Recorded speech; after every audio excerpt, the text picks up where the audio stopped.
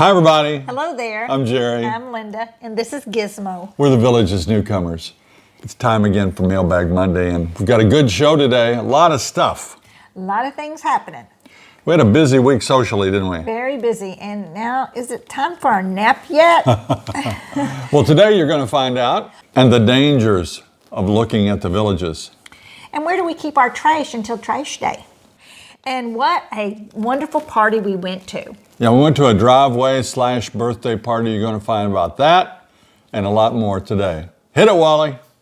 Send us your questions, we've got your answers. Jerry and Linda's Mailbag Monday. Thanks to everybody that sent in questions last week. We got a lot of really good ones. We did get a lot of great questions. Let's get to those shout-outs.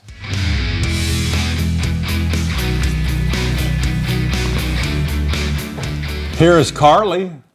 We met Carly at a birthday party last week. What a ball of sunshine. She was fun. Chrissy sent us a picture of her husband, Rob, in his Highlander clothes. Rob, we have a question. That's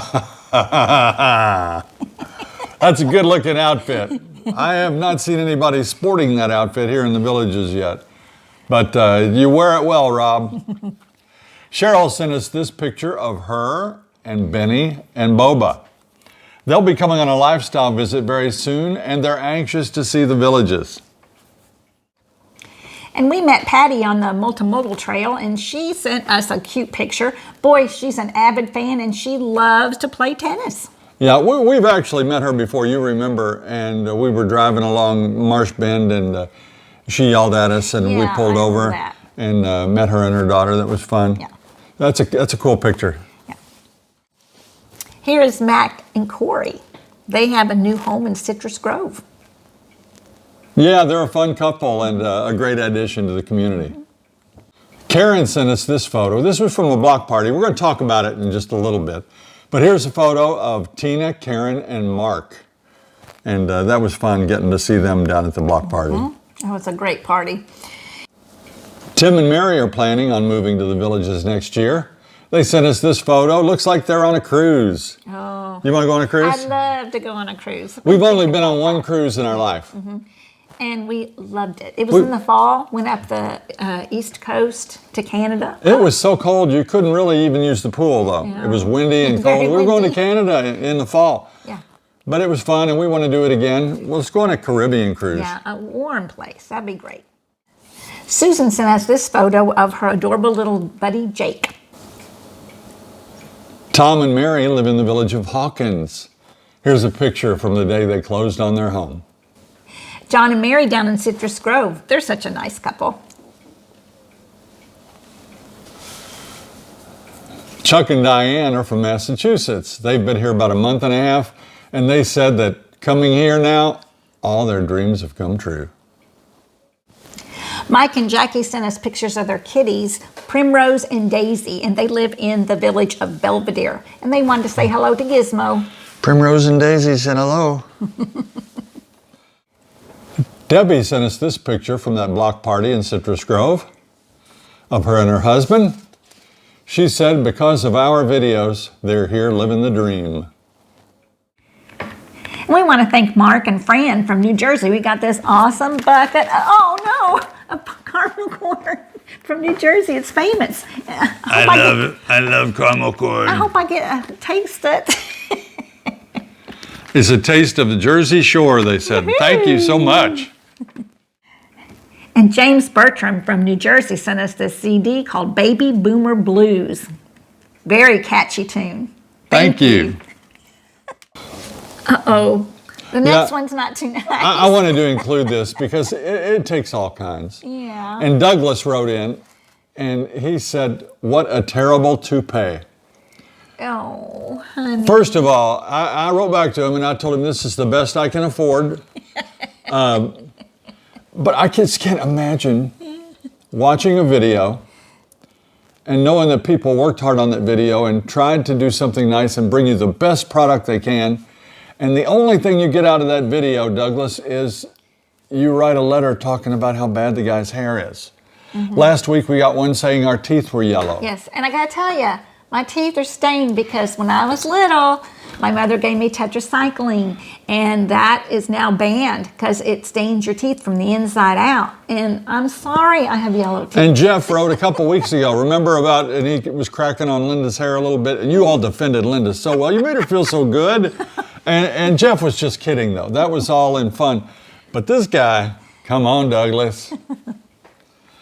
Jody sent in this picture of Bonnie. Bonnie is a Cavalier King Charles Spaniel and a handsome dog. Oh, yeah. Andrew Vasquez sent us this adorable video as a rendition of our theme song. Have a listen. Hello, my name is Andrew, and this is my dog Penny. This is the song. Send us your questions, we got your answers. Jerry and Linda's Mailbag Monday. Andrew, that was great. Very good. Thanks for doing that. And when you get famous, don't forget about us. Yeah, don't forget. Mark in Texas sent us this picture of his kitty, Midge, watching us on TV. We said we would tell you what the villages can do to you. It's because we got this letter. It's from Chris. And Chris, he wrote to let us know that he's 52 years old. He lives in Georgia. He's a father of 3. He's zero desire to move or retire. And he has now done the following, and he made a little checklist for us, and I think it's cute. He's watched no less than 30 of our videos. Wow, okay. He said they're great. He bought an online subscription to the Village's news site. Wow. He subscribed to several of the Village's podcasts. He read most of the restrictions for living in the villages. Sounds like he does want to retire. He identified several of the home types here and areas that he'd be happy to live in. And number 6, he spent a fair amount of time trying to figure out why I continue with this because it makes no sense. Chris, you are not alone. No, you're not. It's ridiculous. But when you come here, or when you really get into it, and you see these golf carts everywhere, and the landscaping that looks like Disney, and the people that are happy to be here and they're thrilled. And friendly. I mean, Friendly people. always friendly. And all the facilities that are available. You come down for a lifestyle visit, before you go home, you've probably just invested your life savings in a new house. Right. They call it drinking the Kool-Aid. They do. And it happens to many, many, many people. In the course of a week, how many people do we bump into that says, it's because of you? Oh my gosh, I can't even count. It's On my not because of fingers us. and toes. But once you come here, you're just infatuated because you've never seen anything like it. And we continue to love it after 3 1/4 years or so. Yes. And it's kind of contagious. You're pretty excited, aren't you? I am so excited. Woo-hoo! Hobby Lobby is coming. Yes, we saw that in the newspaper. It's, where else did I see it? On the threads and everywhere. But anyway, it's going to be in the Buffalo Ridge area up by the high school. You had me drive you all the way to Ocala to Hobby Lobby. And one time you went with the ladies to Mount Dora or somewhere? Well, vice versa, whatever. Yeah, we've been to 2 of them, but they're far away. So this is great news for the villages because we've got so many crafters and so many people that want to decorate their home with the home goods there. So awesome! We're happy. We need a Bass Pro is what we need. We need to get a Bass Pro. Okay, then we'll be totally happy. Someone sent us this photo. You can see these palm trees down. This occurred down at Sawgrass Grove 2 or 3 weeks ago. But we're just showing that to illustrate palm trees are very top heavy. They don't have a huge root structure. Like the trees in Indiana, the roots would go out and they'd invade your septic system or your pipes and could crack your driveways and those sort of things. Here, palm trees pretty much have a very small root ball and they can be blown over in winds, and that happened during a high wind. You'll see when you're down here, especially down in the Southern Oaks area, all the new trees thousands of palm trees have been planted. And they brace them up with 2x4s Yes. to keep them steady until they get rooted in solidly. Yeah. And I think that was the case because they were brand new. Because palm trees were made for the tropical winds because of the wind can go That's right. through all those little bitty needle things or whatever they have there. So that was kind of shocking to see them down, but that was probably because they were brand new. shocking to see, and shocking that you knew that the palm trees were designed by nature to withstand those high winds. Good job. I know something sometimes. And remember my story about the golf club fiasco where, I was hurting and I warmed up and Oh, yeah. and my club flew up Yes. on the... Jay sent me this picture. Evidently, there was a photographer hiding in the bushes and got this picture of me up on the roof of the of the rec center. Pretty. That's good Photoshop, Jay. I got your recent submission too. We may put that on a future show. Very clever. Yeah.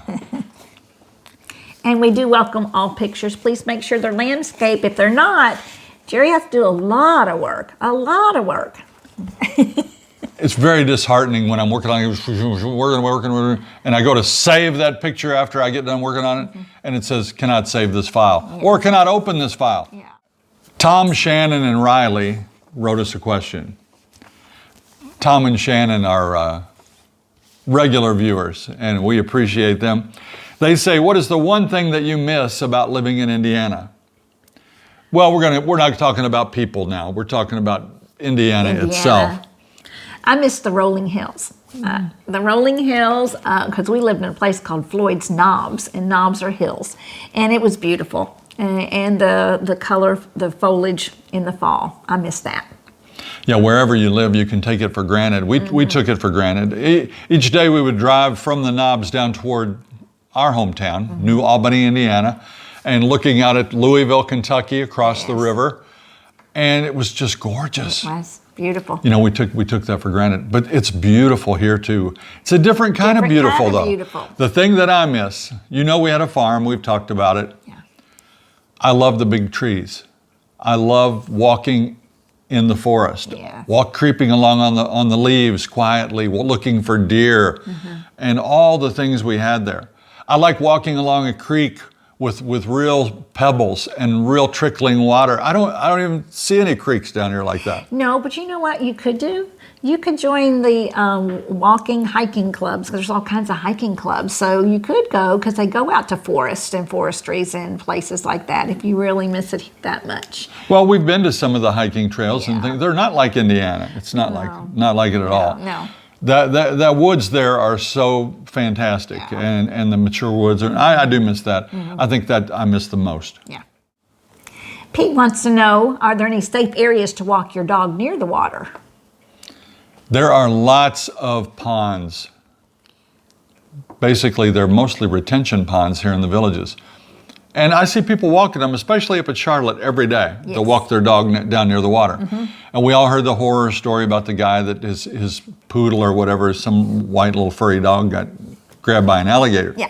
He got the dog back. You remember we talked about that. So I don't think I would walk my dog down by the water's edge. Why invite trouble? We've seen the alligators come right up to the edge, just looking at us and checking us out. Now, if we weighed 15 pounds and we smelled like an animal, you never know. So that Pete, don't take your dog down by the water, wherever it is here in the villages. The old saying, every body of water has an alligator in it. Just like every gun is loaded. That's true. Treat it that way. Ken wanted to know where people keep their trash between the trash days. He said he knows it has to be put out in a bag, but the thought of a stinky bag laying in the garage isn't appealing. That is so true. This is a problem. Yeah. And that brings up also the debate. We don't have trash cans here. You cannot take a trash can out and set it on the corner or the curb for the trash people. It's not allowed. Our trash must be what? Must be bagged up and not too heavy, because there was a time when they didn't pick up something that we laid out that was too heavy. But they wanted everybody to be uniform, and the guys could just, or women, whoever's on the truck, will grab the bag and throw it on, and off they go, because they have a lot of homes to cover. Okay. So what do you have? You have old chicken bones. You have all sorts of scraps from table scraps. You've got doggy doo. Yes. You put them in a bag. We get pickup on Monday and Thursday. So Tuesday morning, you got a new bag of trash. You've got all this smelly, terrible stuff. What do you do with it? We put it in our garage in a garbage can. Let's take a look. We keep a small garbage can in the kitchen right beside our countertop. Some kitchens have a built-in actual door that has their garbage in. We do not in this style home. So I keep a garbage can here. It's close to outside to the garage and out to the garage where I'll take this bag. So when I have a full bag, I'll just bring it through the garage right to the edge. This is where we keep it before we go outside. Drop it in. And usually I'll get 2 a week, or two a garbage day, 2 of those bags. And of course I'll open up the garage door and pick up Gizmo's little bags and drop them in, and they go out to the curb. Bob in New Jersey writes, where do they take your garbage after they pick it up? Does it go to a landfill, and how close is it? Going right along with your question about what do you do with your trash between trash days. There is a landfill 2 miles, maybe 2.5 miles from our house. It's right over by Sarasota Executive Golf Course, Volusia Executive Golf Course, Escambia. They've put it in between a bunch of golf courses that way. And it's not for every bit of garbage. It's for that one is for the yard waste. Yard waste, your pruned limbs and stuff like that. Landscapers. And I don't detect any real odors coming from there. I know there can be rotting vegetation, but it's far enough away and surrounded by golf courses, 2.5 miles from our house. Here's a little video of it.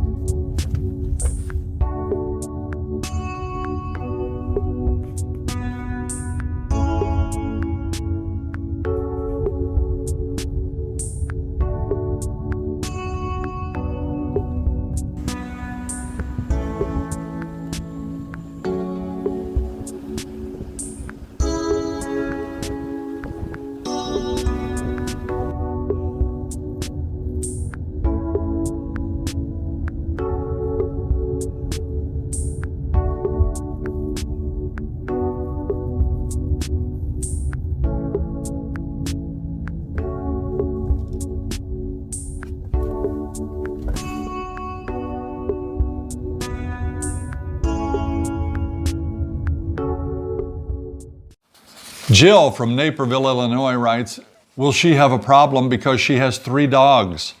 How much trouble might I get in if my dog pees along the way during the walks? We've talked about that, Jill, quite a bit. But the 3-dog thing. Your immediate neighbors will know that you have 3 dogs, but I did see a person around the Charlotte Pond the other day had 4 dogs on leashes. She was a dog walker. So, yeah, probably. But having 3 dogs is a chore. We see we see people walking their dog, and if they have a couple of dogs, they've got a bag in each hand of poop, and then the dog stops, and then you're trying to hold 2 dogs and get that, and that's a chore. Yeah. And I affectionately call him our little ball and chain. It really restricts where we can go, and when we can go away, we have to find accommodations for him. So 3 dogs is a lot. They're like your family, we get it. We get it, but if you can get by with it and take 2 out for a walk, then come back and take the next one. But someone's going to say something. As far as peeing on the yard, that's controversial. That thread comes up on the Nextdoor app all the time. Some people say, kumbaya, they don't hurt anything, leave them alone, let them go. Other people say, it's my grass, it's my property, and I don't want you on it. You stay off of it. If I pay taxes on that, I cut that grass. Everybody's got their point. Yeah. We try to stay off of the grumpy people's grass. Don't say that. You can't say grass. Well, it's obvious they like their grass more than they like their neighbors. Or their dogs. Yeah. Yeah. Because once one pees on there, the grass, another one will smell it, and then they'll go too. So that can be a problem. Yeah. He's got. They've got the nose. Yeah. You know, you saw the day in the life of Gizmo. He's got this area staked out pretty well. Dogs around here know this is Gizmo's hood right here. Yeah. Bob and Don asked, when we came to the villages, did we come with just one car? Because they're having a debate whether one car and one cart would be enough. We have found that one car is enough. You know, so much easier with gas up one car, right. Oil changes for one car, parking for one car. Yes. It's fine. And we have 2 golf carts, but that's because she's everywhere. I'm pretty social. And she'll take her golf cart and I'll take mine. Can we use golf carts for everything? No. You need the car. You'll need the car to go out to places. A lot of the places we shop are only accessible by car. We can't get to everywhere we like. Our doctor's office is far enough away that we want to take the car. We could take the cart. We could. But it would be a 45-minute or more golf cart ride. Yeah. And even if you're sick, do you really want to ride 45 minutes in a golf cart? And then back. Yeah. 45 minutes. Yeah. So we find one car and golf carts are perfect for us. Yeah. This is from Jacqueline, and she's in Missouri. She has a great vegetable garden and wants to know if she can have vegetable garden here in the villages. I don't personally know anybody that has a garden in their home. I think it can be done, but you can't really do it in planters because you don't get enough rain at certain times, so you have to be always watering. But there are places at churches that have community gardens, so you can look that up when you get here. But there are places where you can have your own plot and you can have all your vegetables. A lady down the street goes to a certain church, and she's raising all kinds of neat vegetables, and it sounds like a big area. So yes, you can have a vegetable garden, but probably not at your house.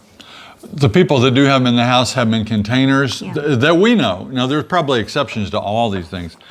But they have a drip line from their irrigation system installed up into that pot because it has to be watered. The sun is so intense, it will fry everything here. Yes, it will. So you have to water it and water it a lot in the summertime.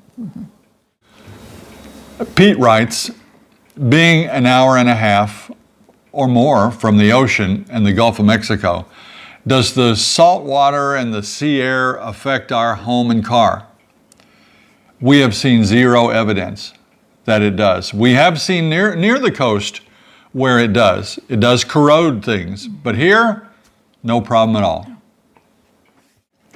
Pete has another great question. If you buy a designer home, can you plant hedges or a temporary fence around your yard to maybe even hold a dog in? That's not going to be allowed as far as the temporary fencing. As with all things here, it's complaint driven.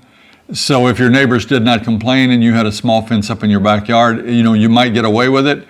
If anybody complains, it's going to have to come down. It's just not allowed. The only fences that are allowed here are the ones that are built into the original home by the developer. You can't add a fence. Even if you and your neighbor agree, you can't add a fence. As far as hedges go, you have a setback from, as your sprinkler lines are going to run right on your property line, right near it. Yeah. So you're going to have a little setback on that. So you have to make sure that you're legal where you plant your hedges, but many people do exactly what you're talking about. Yeah. They will plant hedges so thick that it looks like a beautiful English countryside hedge. It does. It is quite nice. And it'll make your home more private. Carol and Scott say they're night owls. And basically their question is about mosquitoes, and particularly the truck that comes along and sprays. That truck sounds like an airboat coming down your street at night. It's loud. It's got a big motor on the back, kind of like a power washer, it sounds like. And it's spraying a fog of mosquito Mist. repellent of some sort. All the answers, they said, are on the website. So, as a last resort, I went to the website. And we found out that, yes, they spray. They seem very open about it. They'll tell you on the website what type of Chemical. chemicals they use. They also tell you on the same thing though, to call for more information. Good luck with that. You can Google Sumter County, Florida mosquito control. Very good Q&A in there. Basically, it says that yes, they'll be responsive to your needs. If you have a problem with mosquitoes, call them, and they will send someone to investigate, and if needed, dispatch trucks. They don't have a schedule because they spray on an as-needed basis. So if they told you they were going to come every Tuesday, they may not need to come every Tuesday. So they'll come as needed. The mosquito control is not done by the villages. It's done by Sumter County through a company we were told was called Vector Control. You can find a lot of this on the website. I encourage you to go there. I'll try to put a link in the video description. We got another question about electric golf carts. How far do they go on a charge? It depends on a lot of things. You called on that. How'd you do with that investigative reporting today? Well, I couldn't get any answers. So pretty much go to the website and send in your question, and then we'll get back to you when we want That's to. a common theme here. You know, When we want to. we have found that answers are very difficult to come by. So that's why we stipulate each show, please do your own investigating. We're only telling you the best we could find out. And she couldn't find out much. Yeah. I remember the old days golfing, and some of my golfing buddies out there remember it too. You'd play 18 holes, and by hole number 16, you know, You're pushing? the fat guy in your cart would have to walk because there wasn't enough power to get up the hill. So he may even push your cart. You remember that? I do. Yeah. I was the one pushing. But they have new batteries now. There were lead acid batteries before. They were heavier, they take longer to charge, and they don't last as long. As these lithium. The lithium batteries that are out now are great. They last longer. You only need 2 of them in your car. They're bigger though, but you only need 2 of them. They charge faster, they last longer. Boy, they're more expensive. You know, they can cost into the thousands of dollars. Yeah. But a much easier method to propel your electric cart. We've heard there is a bigger fire danger with electric carts. Again, that's just what we've heard. Do your own research. We prefer gas. We get 250 miles to a tank. Electric cart, you know, I've got a buddy that says he can get 60 miles. I'm doubtful on that, but maybe it's true. So do your own research. Electric carts, you're going to get, we could have an electric cart because we don't go on super long. No. We might go 15 miles and back, 30 miles max. Yeah, right. Yeah. Tom, Shannon, and Riley asked the question, is it easy to get to see your doctor? If you call in, can you get in right away? That kind of question. I'm not sure. No. With COVID, it makes everything different. Yeah. It's hard to gauge. Yeah. In a normal world, our doctor was pretty easy to get in and see. Yeah. Again, he's way up there at the top of the villages, so we had that long cart ride, so we take the car to see him. But you know, not so hard. You had a cardiologist, and we could get in to see him too. But you always do it on their schedule, unless it's a real life-threatening emergency. Right. But even if it's life-threatening, I think they tell you to go to the urgent Go to care, the urgent care. or the emergency room. Yeah. We have 132,000-ish people here in the villages. We have a lot of doctors too, but the doctors have a load, and there's a lot of people trying to get in to see doctors. I think mostly they send you to the urgent care if you really have to see a doctor quickly.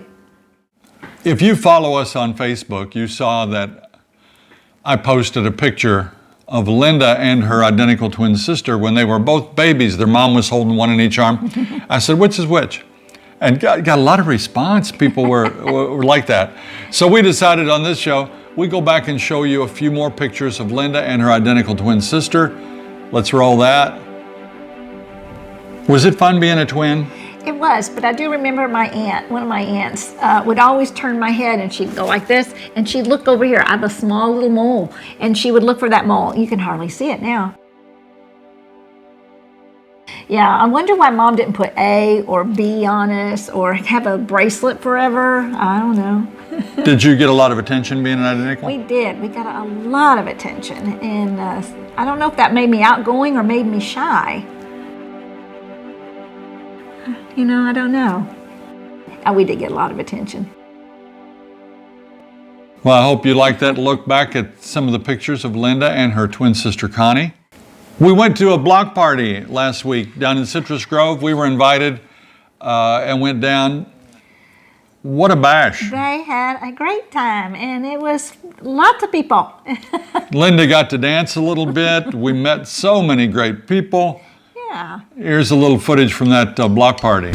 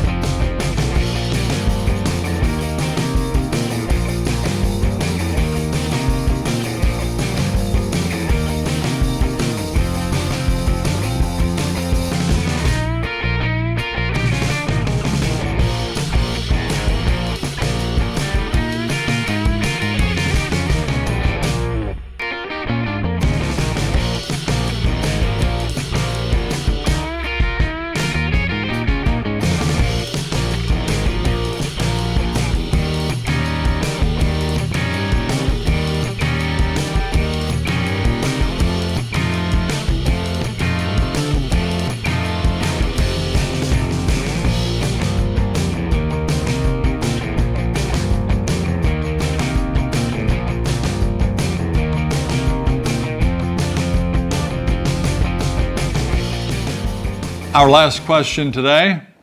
Are you wearing your teal shirts backwards? Because I think it looks like you got the seams in the front. You see that?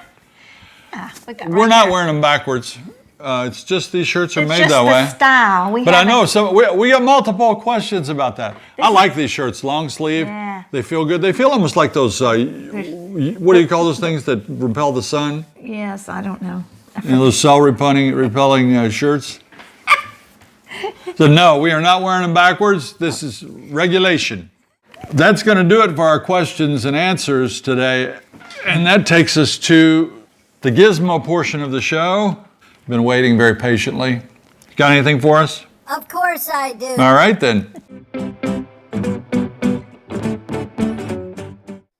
Hey everybody. I'm trying to organize a hide-and-seek tournament. But good players are really hard to find. You see what I did there? I gotta tell you, I love sea monster jokes. They're always cracking me up, cracking. Good job there, buddy. Where do you get those great jokes? He said some viewers have been sending in jokes, and he loves that. He loves to get jokes from viewers. Yeah. And he shares them with us. Thank you so much. Don't forget that Sun and Fun down in Lakeland. That's going to be April 5 through 10. We're going to be down there one of those days at least, maybe more. Yeah. It's a deluxe air show. That's going to do it for today's edition of Mailbag Monday. Be sure and tune in Thursday. As always, we appreciate you. If you have questions, send those to villagesnewcomers@gmail.com. If you liked our video today, please press that like and subscribe button and share it with your friends. Until next time.